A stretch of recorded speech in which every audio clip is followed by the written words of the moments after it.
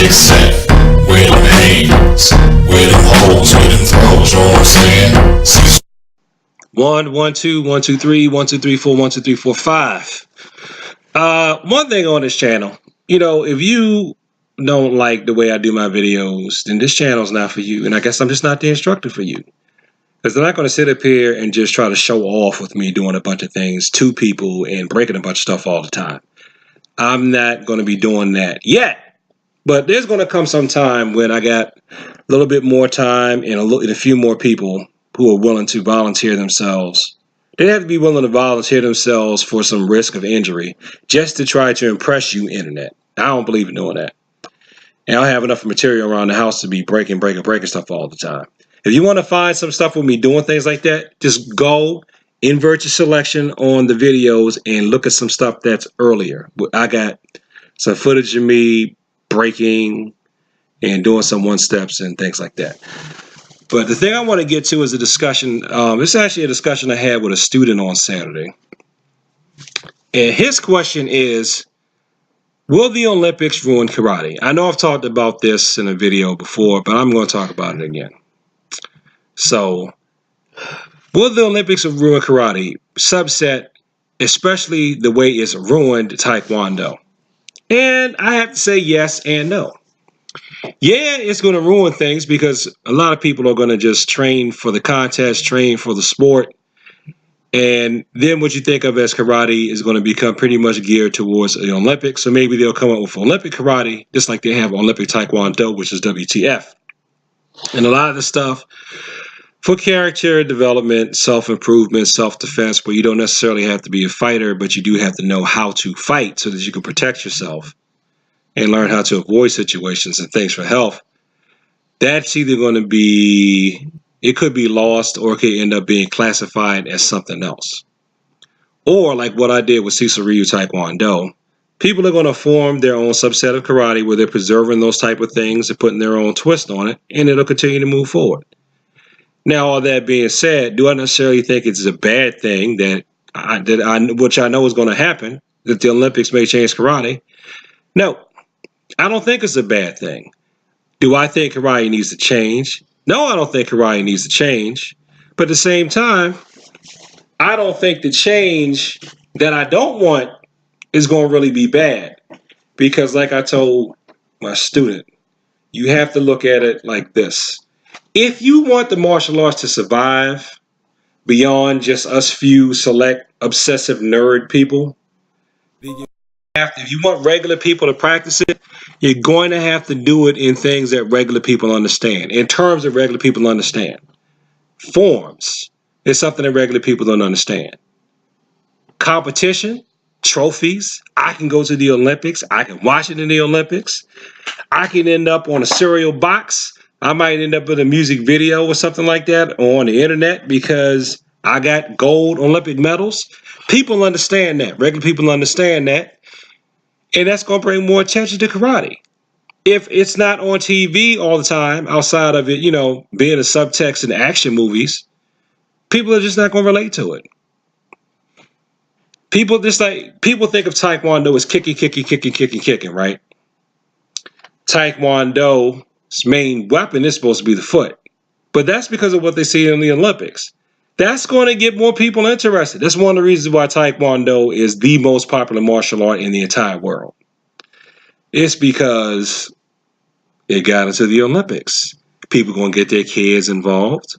People already have their families and kids involved in karate anyway.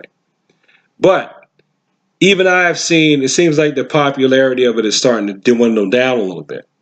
And I'm not saying it's bad. I'm just saying people people are going to go after what they see on TV. What do they see on TV when you want to think about not even just martial arts, but combat sports?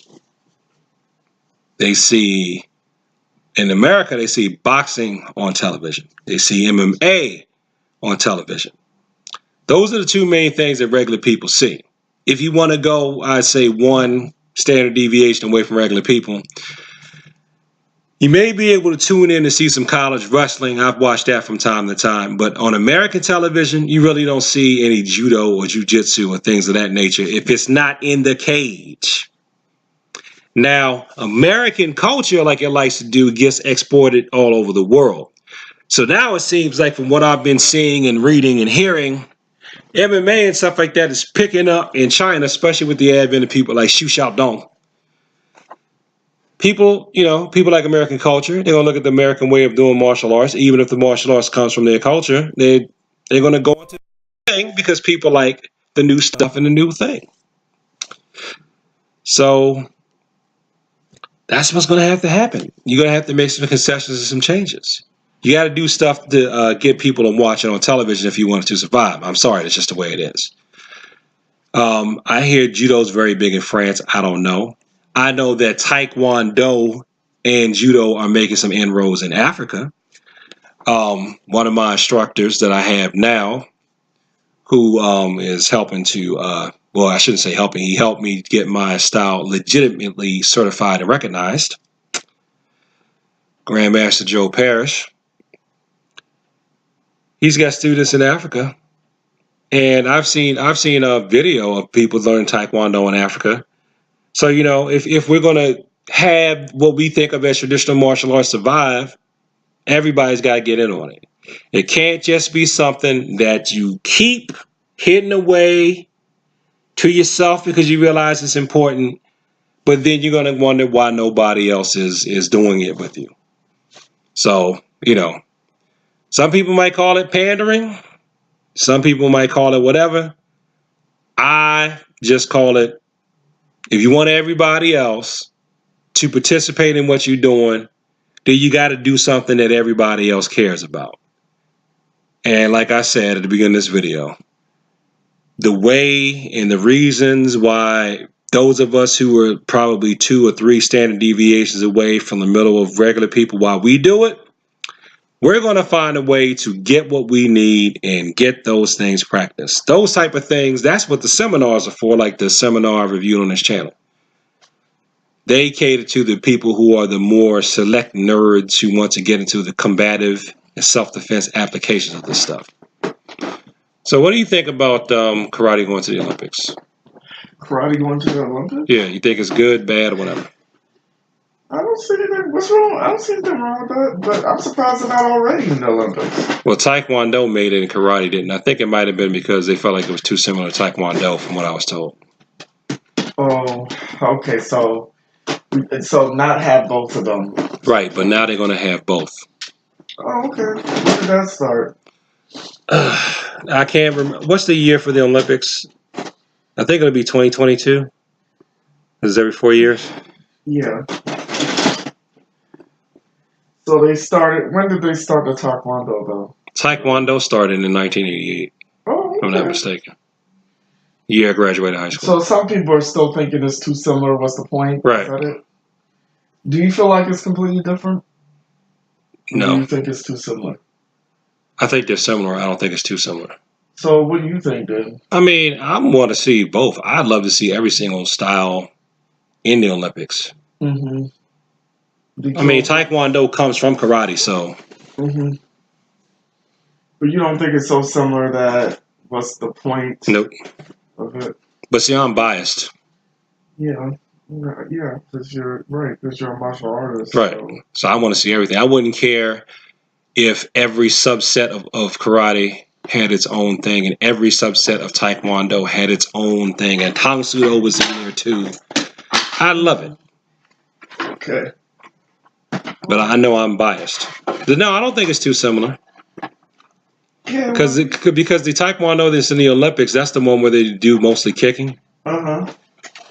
And so it visually looks a lot different than what I think they're going to use for the karate point fighting rules. Mm-hmm. Well, if you feel like it's different enough, then why not? Because you saying that was a reason why judo was having a hard time, because they felt like it was just like wrestling. Mm-hmm. What's the difference between judo? It's just wrestling with a jacket on. Mm-hmm. So that's why they changed it up, so that you have to have more throws. Mm-hmm. To make it visually different, so people can look at it and be more entertained. Mm-hmm. Well, so why not? I mean, so then at least they'll have 2 platforms for martial art, right? Mm-hmm. You know what I'm saying? Instead of just one. So, well, that'll be 3. Now you're going to have Taekwondo, you're going to have Judo, and you're going to have Karate. Okay, so judo's already there too. Yeah. Okay. Yeah, I don't see anything wrong with that. I mean, it's his own thing anyway.